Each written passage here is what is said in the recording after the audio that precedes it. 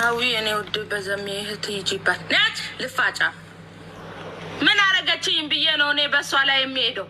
የዘሜ እህት ላይ ሂጂባት። ምን አገባሽ ስለሷ? ምን አገባሽ?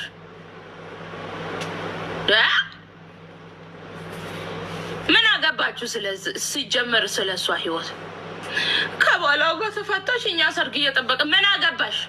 ይመለከትሻል። ከተመቻች ትቀጥላለች፣ ካልተመቻት ትተዋለች።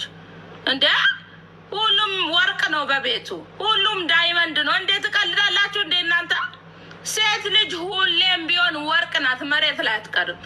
እናንተ እንዴት እንደምታስቡ ብቻ ነው እኔ ግራ የሚገባኝ። ሴት ልጅን አትዶቅሱ ወደታች፣ ሴት ልጅን አትናገሩ። ሴት ልጅ ሁሌም ትክክል ናት።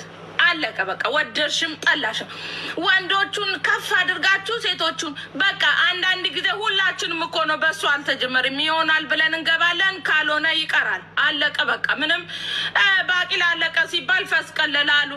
ምንም ችግር የለም ውዴ፣ ምንም ችግር የለም።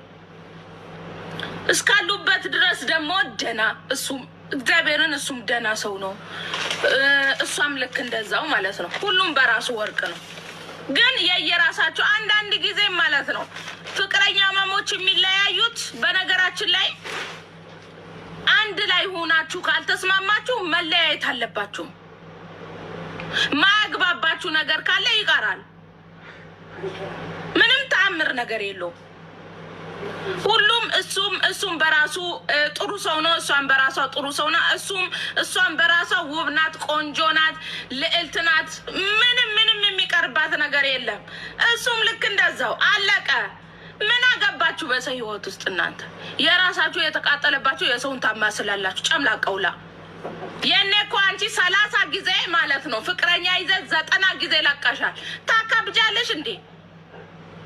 እንዴ እኔ የምለው እኛ ቲክቶከሮች ላይ ብቻ ነው እንደሚብሰው ሁሉም ነገር። አሱ የብሬ ሚስት ወዬ፣ አሁን አንቺ ደህና ነገር ብታወርጂ ምን ችግር አለው? አበባ ምን ለቂብኝ? ኧረ ወዲያ እና ሴት ልጅ አታሸማቅቁ። ልፍ ሲሉ ልፍ ይገኛል። ደሃ ሞኝ ነው ሞቱን ይመኛል። ምንም ቢሆን ምን ድስት ግጣሙን አያጣም። ሁሌም ቢሆን ድስት ግጣሙን አያጣም። የሆነ ለምን እንደሆነ አላውቅም። የሆነ ሴት ላይ የሆነች ነገር ሲደርስባት መዶሁ ፎቅ ትወዳላችሁ። ለምን እንደሆነ አላውቅም። እኔ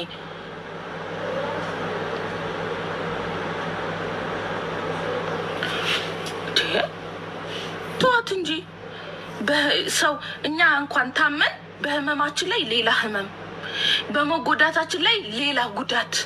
በእናንተ አፍ ደግሞ ኧረ ተው በቅዱስ ሚካኤል። ትዳርን የሚሰጠው እግዚአብሔር ነው፣ የምዘልቁም እግዚአብሔር ሲል ነው። ኦኬ ማንም ሰው እኛም እኮ ድሮ ፍቅረኛ ይዞ ያልተወ አለ። ሁሉም እኮ ማለት ነው ይሆናል ብለሽ ትይዣለሽ፣ ካልሆነ ይቀራል ማለት ነው። ወይ እሱ መጥፎ ስለሆነ አይደለም፣ ወይ ደግሞ እሷ መጥፎ ስለሆነች ሳይሆን አንዳንዴ የማያግባባችሁ ወይ ደግሞ እግዚአብሔር ካላለው ይቀራል። እግዚአብሔር ካለ ደግሞ አብረሽ ታረጃለሽ፣ እስከ እርጅና ድረስ ትሄጃለሽ። ካለበለዚያ እሱን የምትወዱ ሰዎች ካላችሁ ሂዱና አግቡት። ይኸው እንዴ ምን ነው ሸዋ